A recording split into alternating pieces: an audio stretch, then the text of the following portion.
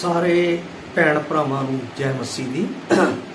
ਅੱਜ ਦੇ ਵਚਨ ਦਾ ਮਨਨ ਕਰਨ ਦੇ ਵਿੱਚ ਮੈਂ ਆਪ ਸਭ ਦਾ ਸਵਾਗਤ ਕਰਦਾ। ਪ੍ਰਭੂ ਆਪ ਨੂੰ ਬਰਕਤ ਦੇਵੇ। ਔਰ ਅਸੀਂ ਇਸ ਤੋਂ ਪਹਿਲਾਂ ਕਿ ਇਹਨੂੰ ਸ਼ੁਰੂ ਕਰੀਏ ਪ੍ਰਾਰਥਨਾ ਵਿੱਚ ਜਾਵਾਂ। ਦਿਆਲੂ ਪ੍ਰਭੂ, ਅੱਜ ਦਾ ਵਚਨ ਜੋ ਆਪ ਨੇ ਸਾਨੂੰ ਦਿੱਤਾ ਹੈ ਇਸ ਦੇ ਅਨੁਸਾਰ ਆਪ ਦੀ ਵਡਿਆਈ ਕਰਨ ਦੇ ਲਈ ਔਰ ਆਪ ਦੀ ਸੱਚਾਈ ਨੂੰ ਸਿੱਖਣ ਦੇ ਲਈ ਸਾਡੀ ਮਦਦ ਕਰੀ, ਤਾਂ ਕਿ ਇਸ ਸੱਚਾਈ ਦੇ ਵਿੱਚ ਚੱਲਦੇ ਹੋਏ ਅਸੀਂ ਤੇਰੇ ਪਵਿੱਤਰ ਰਾਜ ਵਿੱਚ ਪ੍ਰਵੇਸ਼ ਕਰੀਏ ਔਰ ਤੇਰੇ ਨਾਮ ਦੀ ਵਡਿਆਈ ਕਰੀਏ। ਜਿਹੜੇ ਪਰਮੇਸ਼ਰ ਪਿਤਾ ਤੇਰੀ ਸੱਚਾਈ ਨੂੰ ਨਹੀਂ ਜਾਣੇ, ਉਹ ਅੱਜ ਤੇਰੇ ਵਚਨ ਦੇ ਨਾਲ ਜਾਣ ਕੇ ਤੇਰੇ ਨਾਮ ਨੂੰ ਸਵੀਕਾਰ ਕਰਕੇ ਤੇਰੇ ਰਾਜ ਵਿੱਚ ਪਾਏ ਜਾਣ। ਅਜਿਹਾ ਹੋਣ ਦੇ ਲਈ ਸਭ ਕੁਝ ਤੇਰੇ ਹੱਥਾਂ ਵਿੱਚ ਸੌਂਪੇ ਹੋਏ ਬੇਨਤੀ ਮਸੀਹ ਯਿਸੂ ਦੇ ਪਵਿੱਤਰ ਤੇ ਸਮਰਥੀ ਨਾਮ ਵਿੱਚ। ਪਿਆਰੇ ਅਜ਼ੀਜ਼, ਅੱਜ ਦਾ ਜੋ ਮੇਰਾ ਵਚਨ ਹੈ ਉਹ ਦੂਸਰਾ ਇਤਿਹਾਸ ਉਹਦਾ 19 ਅਧਿਆਏ ਉਸ ਦੀ 1 ਤੋਂ ਲੈ ਕੇ 7 ਆਇਤਾਂ ਦੇ ਵਿੱਚੋਂ ਹੈ। ਇਸ ਦਾ ਜੋ ਮੈਂ ਵਿਸ਼ਾ ਲਿਆ ਹੈ, ਵਿਸ਼ਵਾਸੀ ਦਾ ਸੰਸਾਰ ਨਾਲ ਮੇਲ ਕਰਨ ਉੱਤੇ ਪਰਮੇਸ਼ਵਰ ਦੀ ਤਾੜਨਾ। ਵਿਸ਼ਵਾਸੀ ਦਾ ਸੰਸਾਰ ਦੇ ਨਾਲ ਮੇਲ ਕਰਨ ਤੇ ਪਰਮੇਸ਼ਵਰ ਦੀ ਤਾੜਨਾ। ਅੱਜ ਬਹੁਤ ਸਾਰੇ ਲੋਕ ਆ, ਬਹੁਤ ਸਾਰੇ ਵਿਸ਼ਵਾਸੀ ਆ ਜਿਹੜੇ ਸੰਸਾਰ ਦੇ ਨਾਲ ਮੇਲ ਕਰਕੇ ਪ੍ਰਭੂ ਦੇ ਵਚਨ ਨੂੰ ਅਤੇ ਪ੍ਰਭੂ ਦੇ ਵਚਨ ਦੀ ਮੀਨਾਰ ਨੂੰ ਆਪਣੇ ਵਿੱਚ ਨੀਵਾਂ ਕਰ ਰਹੇ। ਇਹ ਨਾ ਸਮਝਣ ਕਿ ਸਾਨੂੰ ਪ੍ਰਭੂ ਦੇ ਕੋਲੋਂ ਬਰਕਤ ਮਿਲ ਜਾਏਗੀ ਜਾਂ ਪ੍ਰਭੂ ਦੇ ਕੋਲ ਸਾਨੂੰ ਸਾਡਾ ਹੱਕ ਮਿਲ ਜਾਏਗਾ। Nothing else. ਕਿਉਂਕਿ ਪ੍ਰਭੂ ਦੇ ਵਚਨ 'ਚ ਲਿਖਿਆ ਹੈ, ਪਰਮੇਸ਼ਰ ਨਾ ਤਾਂ ਘਮੰਡੀਆਂ ਦੇ ਨਾਲ ਬਹਿੰਦਾ ਹੈ, ਨਾ ਉਹਨਾਂ ਕੋਲ ਖਲੋਂਦਾ ਹੈ। ਇਹ ਅਸੀਂ ਗੀਤ ਵੀ ਗਾਉਂਦੇ ਆ। ਔਰ ਉਹ ਸੱਚ ਦੇ ਨਾਲ ਚੱਲਣ ਵਾਲਿਆਂ ਦੇ ਨਾਲ, ਜਿਹੜੇ ਸੱਚਾਈ ਦੇ ਉੱਤੇ ਖੜੇ ਰਹਿੰਦੇ ਆ, ਉਹਨਾਂ ਨਾਲ ਆਪਣੇ ਆਪ ਨੂੰ ਬਣਾ ਕੇ ਰੱਖਦਾ, ਜੋੜ ਕੇ ਰੱਖਦਾ। ਪਰ ਜਦੋਂ ਮੈਂ ਦੂਸਰਾ ਇਤਿਹਾਸ ਦੇ ਵਿੱਚ 1 ਤੋਂ ਲੈ ਕੇ 7 ਆਇਤਾਂ ਮੈਂ ਆਪ ਲਈ ਪੜ੍ਹਦਾ, ਜਰਾ ਇਹਨਾਂ ਤੇ ਗੌਰ ਕਰਨਾ, ਕਿਉਂਕਿ ਇਸ ਦੇ ਵਿੱਚ ਬਹੁਤ ਸਾਰਾ ਕੁਝ ਛਿਪਿਆ ਹੋਇਆ ਹੈ ਜਿਸ ਤੋਂ ਅਸੀਂ ਅੱਜ ਇਸ ਸੰਸਾਰ ਤੋਂ ਬਚ ਕੇ ਰਹਿਣਾ ਹੈ। ਲਿਖਿਆ ਹੈ, ਤਾਂ ਯਹੂਦਾ ਦਾ ਪਾਤਸ਼ਾਹ ਯਹੋਸ਼ਾਫਾਟ ਯਰੂਸ਼ਲਮ ਨੂੰ ਆਪਣੇ ਮਹਿਲ ਵਿੱਚ ਸਲਾਮਤੀ ਨਾਲ ਮੁੜਿਆ।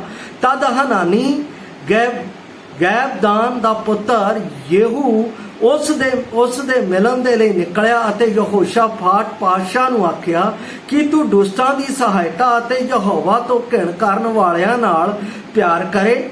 ਇਸ ਗੱਲ ਦੇ ਕਾਰਨ ਯਹੋਵਾ ਤੇਰੇ ਉੱਤੇ ਕਹਿਰਵਾਨ ਹੈ, ਤਾਂ ਵੀ ਤੇਰੇ ਵਿੱਚ ਗੁਣ ਹਨ, ਕਿਉਂ ਜੋ ਤੂੰ ਟੁੰਡਾਂ ਨੂੰ ਦੇਸ਼ ਵਿੱਚ ਵਾਢਾ ਕੀਤਾ, ਦਫਾ ਕੀਤਾ ਅਤੇ ਪਰਮੇਸ਼ਰ ਦੀ ਖੋਜ ਵਿੱਚ ਆਪਣਾ ਦਿਲ ਲਾਇਆ।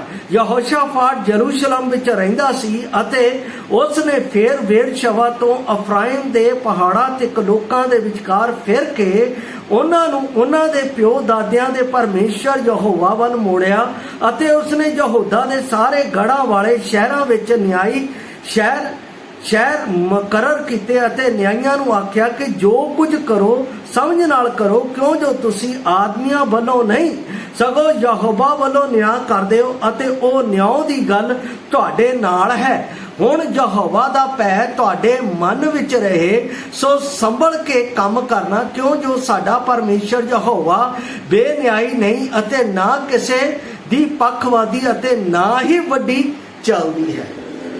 ਦੇਖੋ ਕਿੰਨੀ ਸਾਫ਼ ਗੱਲ ਇਸ ਜਗ੍ਹਾ ਦੇ ਉੱਤੇ, ਮਤਲਬ ਕਿ ਪਰਮੇਸ਼ਰ ਦੱਸਦਾ ਹੈ ਕਿ ਵਿਸ਼ਵਾਸੀਆਂ ਦਾ ਅਵਿਸ਼ਵਾਸੀਆਂ ਦੇ ਨਾਲ ਕੀ ਮੇਲ ਹੈ।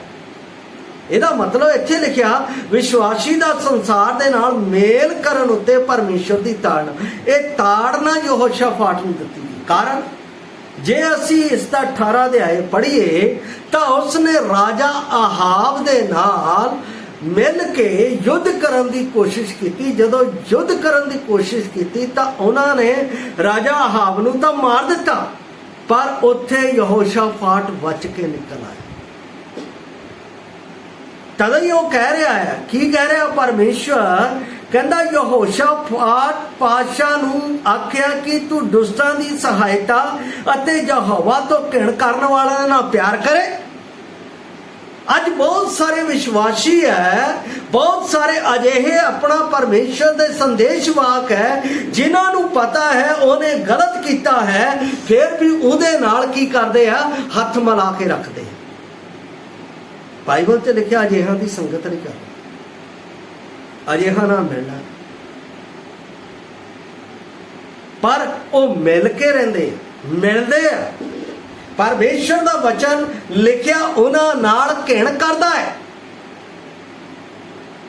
ਬਾਈਬਲ ਦੇ ਵਿੱਚ ਜਿਹੜੇ ਰਿਸ਼ਵਤ ਲੈਂਦੇ ਸੀ, ਜਿਹੜੇ ਪਰਮੇਸ਼ਰ ਦੇ ਵਿੱਚ ਹੋ ਕੇ ਰਿਸ਼ਵਤ ਲੈਂਦੇ ਸੀ, ਉਹਨਾਂ ਨੂੰ ਵੀ ਪਰਮੇਸ਼ਰ ਨੇ ਤਾੜਿਆ ਹੈ। ਜਿਹੜੇ ਗਲਤ ਕੰਮ ਕਰਦੇ ਸੀਗੇ, ਜਿਨ੍ਹਾਂ ਨੇ ਜਾਣਦੇ ਹੋਏ ਵੀ ਪਰਮੇਸ਼ਰ ਦੇ ਵਿਰੁੱਧ ਕੰਮ ਕੀਤਾ, ਜਿੱਦਾਂ ਰਾਜਾ ਆਹਾਬ ਨੇ ਰਾਣੀ ਐਲਿਜ਼ਬeth ਨੂੰ ਵਿਆਹ ਲਿਆ ਪਰਾਈ ਕੌਮ ਦੀ, ਔਰ ਉਹਦੇ ਨਾਲ ਉਹਨੇ ਆਪਣਾ ਪਹਾੜਾਂ ਦੇ ਉੱਤੇ ਆਸ਼ੇਰਾਂ ਦੀਆਂ ਆਪਣਾ ਮੂਰਤੀਆਂ ਬਣਾਤੀਆਂ, ਤਰ੍ਹਾਂ ਤਰ੍ਹਾਂ ਦੇ ਕੰਮ ਕਰਨੇ ਸ਼ੁਰੂ ਕਰ ਦਿੱਤੇ, ਜਿਸ ਤੋਂ ਪਰਮੇਸ਼ਰ ਨੇ ਉਹਨੂੰ ਵਰਜਿਆ ਸੀ।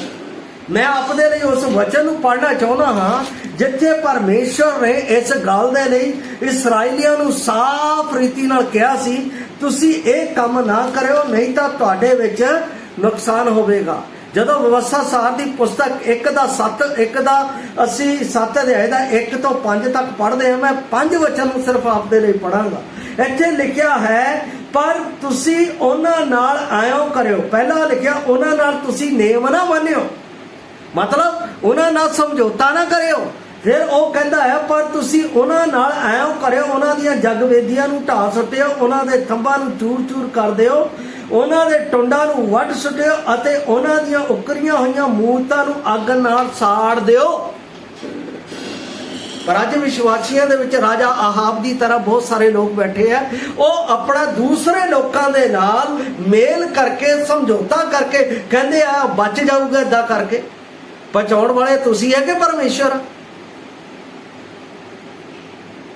ਬੜੀ ਗਲਤ ਸੋਚ ਲੈ ਕੇ ਅਸੀਂ ਪਰਮੇਸ਼ਰ ਦੇ ਵਚਨ ਨੂੰ, ਜਿਹੜਾ ਮਤਲਬ ਕਿ ਜਲਨਸ਼ੀਲ ਹੈ, ਜਿਹੜਾ ਅਣਖੀ ਹੈ, ਉਸ ਪਰਮੇਸ਼ਰ ਦੇ ਸਾਹਮਣੇ ਅਸੀਂ ਆਪ ਪਰਮੇਸ਼ਰ ਬਣ ਕੇ ਜਦੋਂ ਪੇਸ਼ ਹੁੰਦੇ ਆ ਤਾਂ ਪਰਮੇਸ਼ਰ ਦਾ ਕ੍ਰੋਧ ਮੇਰੇ ਉੱਤੇ ਭੜਕ ਉੱਠਦਾ ਹੈ। ਜਿਸ ਤਰ੍ਹਾਂ ਇੱਥੇ ਰਾਜਾ ਯਹੋਸ਼ਾਫਾਟ ਦੇ ਉੱਤੇ ਯੇਹੂ ਪਰਮੇਸ਼ਰ ਦੇ ਨਬੀ ਦੇ ਰਾਹੀਂ ਉਸਦੇ ਕੋਲ ਇਹ ਸੰਦੇਸ਼ ਪਹੁੰਚਿਆ। ਤੁਹਾਨੂੰ ਪਤਾ ਹੈ, ਜਦੋਂ ਅਸੀਂ ਵਿਵਚਾਰ ਦਾ ਕੰਮ ਕਰਦੇ ਹਾਂ, ਗਲਤ ਕੰਮ ਕਰਦੇ ਹਾਂ ਔਰ ਗਲਤ ਕੰਮ ਕਰਨ ਵਾਲਿਆਂ ਦਾ ਸਾਥ ਦਿੰਦੇ ਹਾਂ, ਪਰਮੇਸ਼ਰ ਉਹਨਾਂ ਦੇ ਵਿਰੋਧ ਵਿੱਚ ਹੋ ਜਾਂਦਾ ਹੈ। ਇੱਥੇ ਪਰਮੇਸ਼ਰ ਨੇ ਸਾਫ਼ ਤਾੜਨਾ ਦਿੱਤੀ ਹੈ ਯੇਹੂ ਨਬੀ ਦੇ ਰਾਹੀਂ ਯਹੋਸ਼ਾਫਾਟ ਨੂੰ। ਪਰਮੇਸ਼ਰ ਦੀ ਤਾੜਨਾ ਹੈ। ਰਾਜਾ ਦਾਊਦ ਨੇ ਜਦੋਂ ਵੇਸ਼ਵਾ ਦੇ ਨਾਲ ਗਲਤ ਕੰਮ ਕੀਤਾ ਸੀ, ਉਹਦੇ ਨਾਲ ਸੈਨਾਪਤੀ ਵੀ ਆਪਣਾ ਨਾਲ ਰਲਿਆ ਹੋਇਆ ਸੀ, ਮੰਤਰੀ ਵੀ ਰਲਿਆ ਹੋਇਆ ਸੀ, ਔਰ ਪਰਮੇਸ਼ਵਰ ਨੇ ਉਸ ਦੇ ਰਾਜਾ ਦਾਊਦ ਦਾ ਬੇਟਾ ਤਾਂ ਉਹਦੇ ਕੋਲੋਂ ਖੋਇਆ ਹੀ ਖੋਇਆ, ਪਰ ਉਸ ਦੇ ਉੱਤੇ ਸਜ਼ਾ ਦਾ ਦੰਡ ਉਹਨਾਂ ਨੂੰ ਵੀ ਭੋਗਣਾ ਪਿਆ, ਜਿਨ੍ਹਾਂ ਨੇ ਉਸ ਦੀ ਇਸ ਗੱਲ ਦੇ ਵਿੱਚ ਮਤਾ ਪਕਾਇਆ ਸੀ।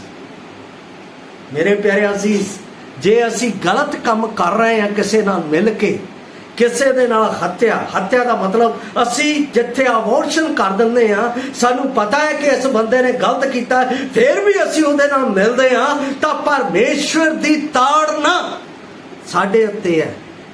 ਜੇ ਸਾਨੂੰ ਪਤਾ ਹੈ ਕਿ ਉਸਨੇ ਗਲਤ ਤਰੀਕੇ ਦੇ ਨਾਲ ਮੈਰਿਜ ਕੀਤੀ, ਫਿਰ ਵੀ ਅਸੀਂ ਉਹਦੇ ਨਾਲ ਮੇਲ ਕਰਕੇ ਉਸ ਨੂੰ ਸੇਵਾ ਦੇ ਵਿੱਚ ਪ੍ਰੋਤਸਾਹਨ ਕਰਦੇ ਹਾਂ, ਫਿਰ ਵੀ ਪਰਮੇਸ਼ਵਰ ਦੀ ਤਾੜਨਾ ਮੇਰੇ ਉੱਤੇ ਹੈ। ਇੱਥੇ ਸਿੱਧੇ ਤੌਰ ਤੇ ਲਿਖਿਆ ਹੈ।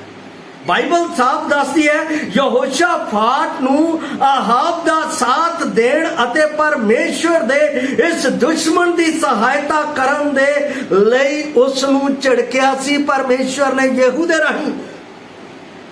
ਮੈਂ ਪਹਿਲਾਂ ਹੀ ਦੱਸ ਚੁੱਕਾ, 18 ਅਧਿਆਏ ਦੇ ਵਿੱਚ ਇਹ ਗੱਲ ਲਿਖੀ ਹੋਈ ਹੈ।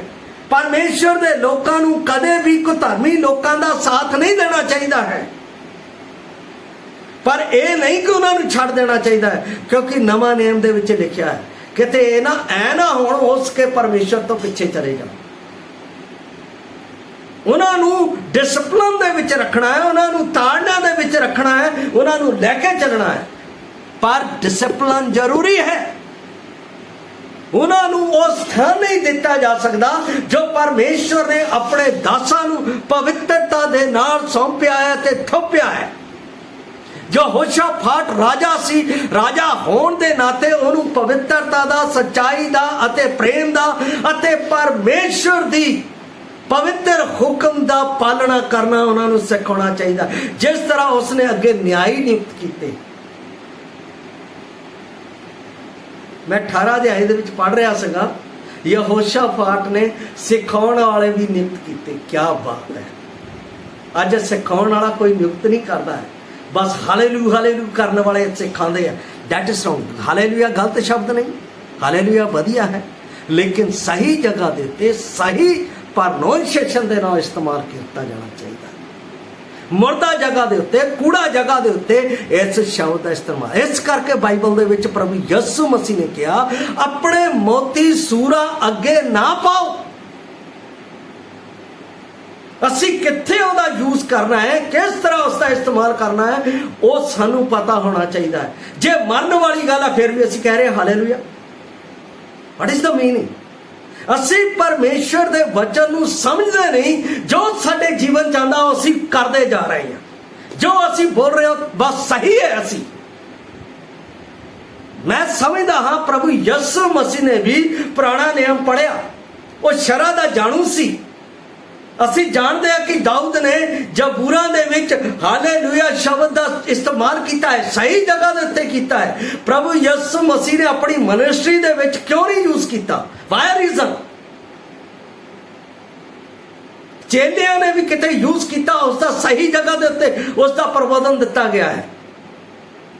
ਪਰ ਮੇਰੇ ਪਿਆਰੇ ਅਜ਼ੀਜ਼, ਜਦ ਤੱਕ ਅਸੀਂ ਵਚਨ ਨੂੰ ਸਿਖਾਉਣ ਵਾਲੇ ਸਹੀ ਤਰੀਕੇ ਦੇ ਨਾਲ ਨਿਯੁਕਤ ਨਹੀਂ ਕਰਦੇ। ਅੱਜ ਕੱਲ੍ਹ ਸਾਡੇ ਕਲੀਸਿਆਵਾਂ ਦੇ ਵਿੱਚ ਬਹੁਤ ਘੱਟ ਜਗ੍ਹਾ ਦੇ ਉੱਤੇ ਬਾਈਬਲ ਅਧਿਐਨ ਦਾ ਇਸਤੇਮਾਲ ਕੀਤਾ ਜਾਂਦਾ। ਜੇ ਤੁਸੀਂ ਸਹੀ ਤਰੀਕੇ ਦੇ ਨਾਲ ਬਾਈਬਲ ਅਧਿਐਨ ਦਾ ਇਸਤੇਮਾਲ ਕਰੋ, ਆਪਣੀ ਕਲੀਸਿਆ ਨੂੰ ਸਿਖਾਓ, ਤਾਂ ਤੁਹਾਡੇ ਵਿੱਚ ਗਲਤ ਸਿੱਖਿਆ ਦੇ ਮੀਨਾਰ ਦੇ ਨਾਲ ਕਦੇ ਕੰਪਰੋਮਾਈਜ਼ ਹੋ ਗਿਆ ਤਾਂ ਮੈਨੂੰ ਕਹਿ ਦਿਓ।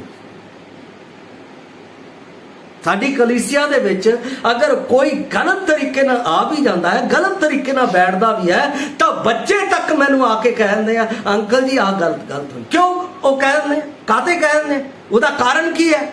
ਕਿਉਂਕਿ ਬੱਚਿਆਂ ਨੇ ਵੀ ਇਸ ਜਗ੍ਹਾ ਦੇ ਉੱਤੇ ਸਿੱਖਿਆ ਪਾਈ ਹੈ, ਕਿਉਂਕਿ ਉਹ ਬਾਈਬਲ ਅਧਿਐਨ ਦੀ ਕਲਾਸ ਵਿੱਚ ਬੈਠਦੇ ਆ ਤੇ ਕਲਾਸ ਲਾਉਂਦੇ ਆ। ਉਹਨਾਂ ਨੂੰ ਪਤਾ ਲੱਗ ਗਿਆ ਕਿ ਬਾਈਬਲ ਦੇ ਵਿੱਚ ਜੇ ਕੋਈ ਇਸ ਤਰ੍ਹਾਂ ਕਰਦਾ ਹੈ ਤਾਂ ਗਲਤ ਹੈ ਔਰ ਪਰਮੇਸ਼ਰ ਨੂੰ ਉਸ ਤੋਂ ਨਫ਼ਰਤ ਹੈ। ਮੇਰੇ ਪਿਆਰੇ ਅਜ਼ੀਜ਼, ਯੇਹੂ ਨੇ ਰਾਜਾ ਯਹੋਸ਼ਾਫਾਟ ਨੂੰ ਇਹ ਗੱਲ ਕਹੀ। ਉਹ ਡਰਨ ਵਾਲਾ ਵਿਅਕਤੀ ਨਹੀਂ ਸੀ ਯੇਹੂ।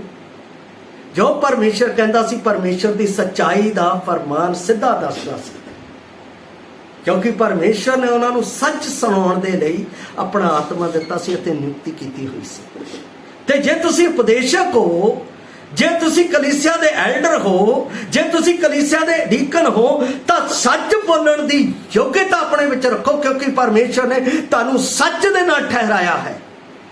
ਝੂਠ ਦੇ ਨਾਲ ਕੰਪਰੋਮਾਈਜ਼ ਨਾ ਕਰੋ, ਮਨੁੱਖਾਂ ਤੋਂ ਡਰ ਕੇ ਕੰਪਰੋਮਾਈਜ਼ ਨਾ ਕਰੋ। ਪਰਮੇਸ਼ਰ ਵੱਲ ਦੇਖ ਕੇ ਉਹਦੇ ਵਚਨ ਦੀ ਮੁਨਾਦੀ ਕਰੋ ਤਾਂ ਕਿ ਸਾਰੇ ਬਚ ਜਾਣ।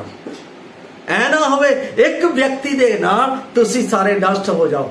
ਜਿੱਦਾਂ ਆਰੰਭ ਦੇ ਸਮੇਂ ਦੇ ਵਿੱਚ ਮੂਸਾ ਪਹਾੜ ਦੇ ਉੱਤੇ ਚੜਿਆ ਤਾਂ ਹਾਰੂਨ ਦੇ ਨਾਲ ਬਾਕੀ ਲੋਕਾਂ ਨੇ ਮਿਲ ਕੇ ਉਹ ਮੱਛੜਾ ਬਣਾ ਲਿਆ ਔਰ ਪਰਮੇਸ਼ਰ ਦਾ ਕ੍ਰੋਧ ਉਹਨਾਂ ਦੇ ਉੱਤੇ ਭੜਕ ਗਿਆ ਔਰ ਉਹਨੇ ਲੋਕ ਜਿਹੜੇ ਉਹਨੂੰ ਆਪਣਾ ਝੁਕ ਰਹੇ ਸੀ, ਸਜਦਾ ਕਰ ਰਹੇ ਸੀ, ਉਹ ਜ਼ਮੀਨ ਵਿੱਚ ਧੱਸ ਗਏ, ਅਧੋਲੋਕ ਦੇ ਵਿੱਚ ਚਲੇ ਗਏ ਅਤੇ ਜ਼ਮੀਨ ਨੇ ਫੇਰ ਉਹ ਬੰਦ ਹੋ ਗਈ। ਮੇਰੇ ਪਿਆਰੇ ਅਜ਼ੀਜ਼, ਅਸੀਂ ਪਰਮੇਸ਼ਵਰ ਦੇ ਵਚਨ ਦੇ ਨਾਲ ਅਜਿਹੇ ਲੋਕਾਂ ਤੋਂ, ਕਿਉਂਕਿ ਪਰਮੇਸ਼ਵਰ ਦਾ ਦਾਸ ਕਹਿ ਰਿਹਾ ਕਿ ਤੂੰ ਦੁਸ਼ਟਾਂ ਦੀ ਸਹਾਇਤਾ ਤੇ ਪਰਮੇਸ਼ਵਰ ਦੇ ਨਾਲ ਘਿਣ ਕਰਨ ਵਾਲੇ ਨਾਲ ਪਿਆਰ ਕਰੇ। ਪਰ ਅਗਲੀ ਗੱਲ ਉਹ ਯਹੋਸ਼ਾਫਾਟ ਦੇ ਬਾਰੇ ਚੰਗੀ ਵੀ ਕਹਿ ਰਿਹਾ। ਕੀ ਕਹਿ ਰਿਹਾ ਇਸ ਗੱਲ ਦੇ ਬਾਰੇ? ਤਾਂ ਵੀ ਤੇਰੇ ਵਿੱਚ ਗੁਣ ਹਨ, ਕਿਉਂ ਜੋ ਤੂੰ ਟੁੰਡਾ ਨੂੰ ਦੇਸ਼ ਵਿੱਚ ਦਫਾ ਕੀਤਾ ਅਤੇ ਪਰਮੇਸ਼ਰ ਦੀ ਖੋਜ ਵਿੱਚ ਆਪਣਾ ਦਿਲ ਲਾਇਆ। ਪਰਮੇਸ਼ਰ ਨੂੰ ਪਤਾ ਕਿਹੜੇ ਪਿਆਰੇ ਲੱਗਦੇ ਨੇ? ਜਿਹੜੇ ਉਹਦੀ ਖੋਜ ਕਰਦੇ ਨੇ, ਜਿਹੜੇ ਉਹਦੇ ਮਿਲਣ ਦਾ ਯਤਨ ਕਰਦੇ ਨੇ। ਮਿਲਦੇ ਉਹ ਨੇ ਜਿਹੜੇ ਪਵਿੱਤਰ ਹੈ, ਮਿਲਦੇ ਉਹ ਨੇ ਜਿਹੜੇ ਸੱਚੇ ਆ, ਮਿਲਦੇ ਉਹ ਨੇ ਜਿਹੜਾ ਪਰਮੇਸ਼ਰ ਦਾ ਸੱਚਾ ਪ੍ਰੇਮ ਕਰਦੇ ਨੇ। ਉਹਨਾਂ ਦੇ ਨਾਲ ਪਰਮੇਸ਼ਰ ਖੁਸ਼ ਹੈ। इसलिए चाहता है कि तुसी संसार दे नाल अविश्वासी दे नाल मेल ना करो। कई विश्वासी इस संसार दे नाल मिल के परमेश्वर नूं क्रोध दिवाण वाले बन गए। इसलिए परमेश्वर ने अंतिम गल मैं आपदे कोल लैके आ रहा हाँ। 7 आयत दे विच लिखिया 19:7 हुण यहोवा दा भय तुहाडे मन विच रहे। किहदा भय साडे विच होना चाहिए? परमेश्वर।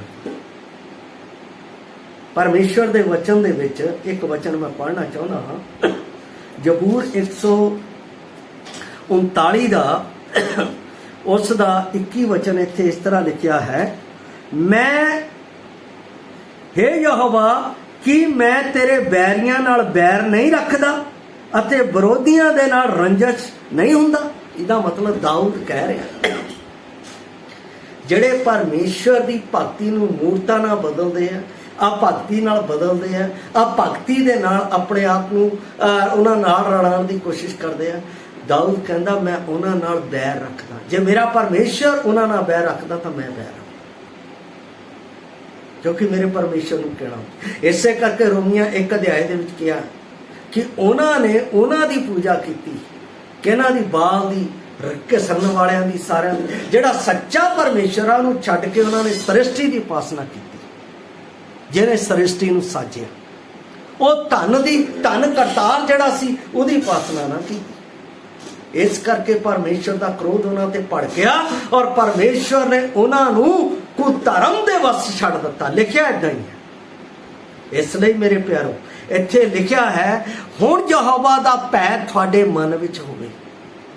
कई संसार दे विच अजिहे लोग है जिन्हां दे विवेक शुद्ध है, जिन्हां ने वचन नहीं सुनिया, जिन्हां दे विवेक शुद्ध है, जिन्हां नूं पता है जे कोई अबॉर्शन कर रहा पाप है, जिन्हां नूं पता है जे कोई अपना सैकंड मैरिज डाइवोर्स पर्सन ना कर रहा पाप है, जिन्हां नूं पता है कोई रिश्वत लै रहा पाप है, जिन्हां नूं पता लग रहा है कि वो अपना गलत गवाही दे रहा पाप है, वो शुद्ध विवेक करके रोमिया 2 अध्याय दे विच लिखिया वो शुद्ध विवेक करके बचाए जाणगे परमेश्वर दे उस सुसमाचार दे न्याय दे विच। इस करके लिखिया हुण तुहाडे विच परमेश्वर दा भय रहे तुहाडे मन दे विच, वो शुद्ध विवेक होणगे। अगे लिखिया है संभल के काम करना। संभल के मतलब वचन नूं देख के चलना। वचन की कहता है, वचन मैनू की सिखाउंदा है, वचन मैनू कित्थे चलण नूं कह रहा है, वचन मैनू कित्थे खड़ा होण नूं कह रहा है, क्योंकि ये वचन मैनू पाप तो बचाउंदा है। इसे करके तो जबूर 119:11 च लिखिया मैं तेरे वचन नूं अपने दिल विच जमा कर लिया है कि तेरे विरुद्ध पाप ना कर।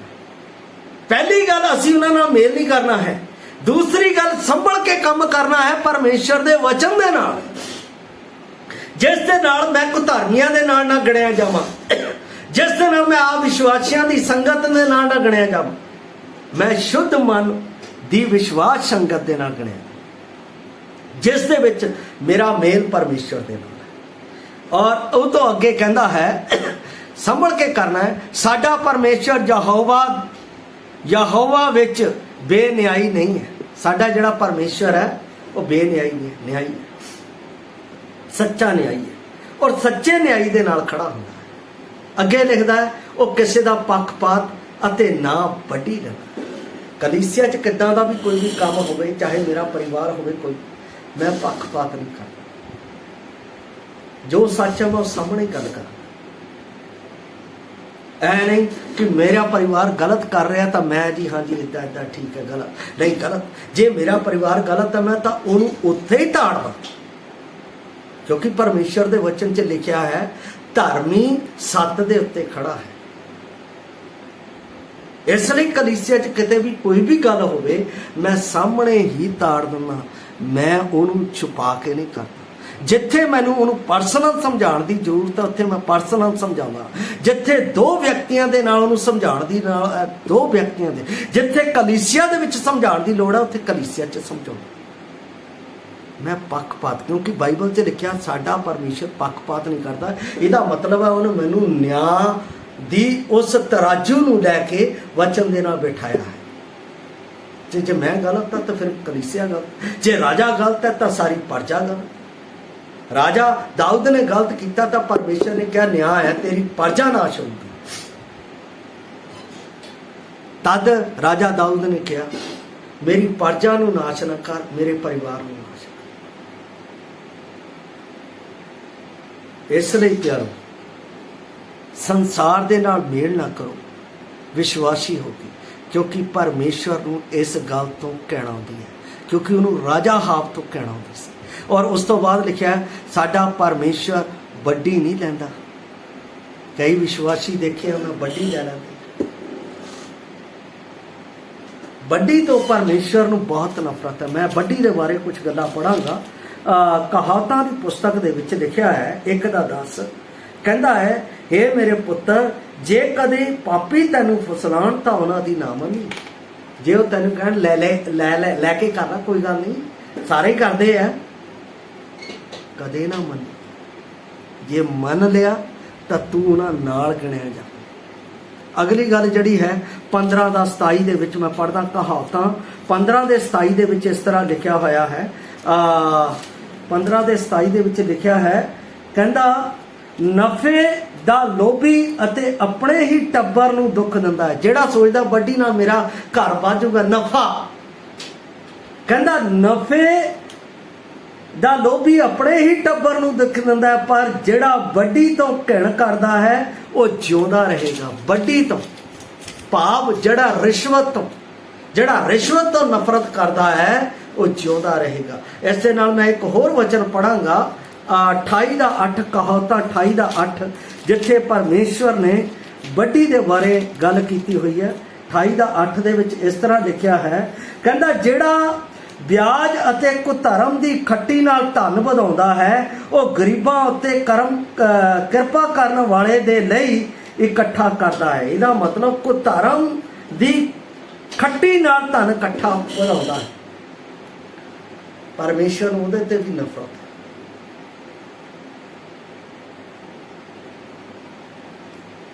प्रभु यीशु मसीह जदों दफन कर दिते गए और प्रभु दे दूत जदों प्रभु दा जी उठना होया तां उस जगह दे उत्ते जिहड़े न्यायी सी, जिहड़े फरीसी सी, उन्हां ने उत्थे दे जिहड़े पहरेदार सी उन्हां नूं रिश्वत दे के झूठ बोलण दा एक सुनेहा दे दिता कि रात नूं उहदे चेले आए अते उहनूं चोरी करके लै गए। वड्डी करन वाले, झूठ बोलण वाले तो परमेश्वर नफरत करदा।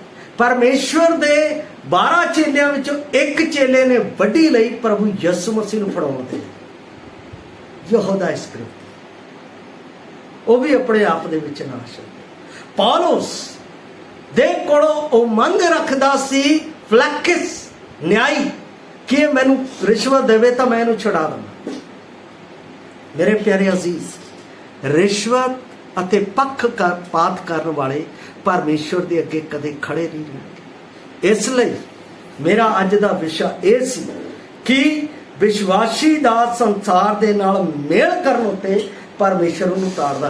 जे वो ताड़न उत्ते भी ना सुधरे तां परमेश्वर दे वचन दे विच एक वचन मैं हमेशा ही बोलदा हुंदा, मती दी अंजीर 7:21 तो, हे प्रभु कहण वाले मेरे राज च ना पढ़ो।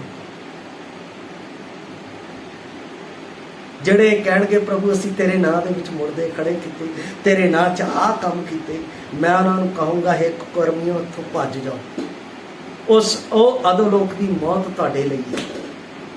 सिर्फ ਉਹੀ उस राज च बढ़नगे ਜਿਹੜੇ परमेश्वर की इच्छा के अनुसार ਚੱਲਦੇ, जिन्हों ने संसार के नाल इस धरती के उत्ते रह के मेल नहीं किया। इसलिए अपने आप नूं संसार के हर एक दुचित्ते काम तो अपने आप नूं बचा के पवित्रता दे मार्ग दे विच चलदे हुए कलीसिया दे अनुशासन दे विच रह के परमेश्वर की भगती करते हो उहदी जिउंदी आस विच पाए जाओ तां तुसीं स्वर्ग दे विच हो।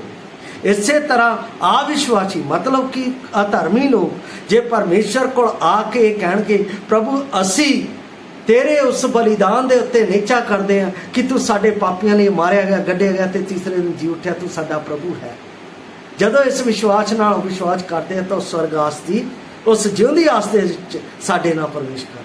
ਪ੍ਰਭੂ ਆਪ ਸਭ ਦੇ ਵਿੱਚ ਇਸ ਤਰ੍ਹਾਂ ਹੋਣ ਦੇ ਲਈ ਮਦਦ ਕਰੇ। ਸਾਰਿਆਂ ਨੂੰ ਜੈ ਮਸੀਹ ਦੀ। ਮਾਰਾਨਾਥਾ।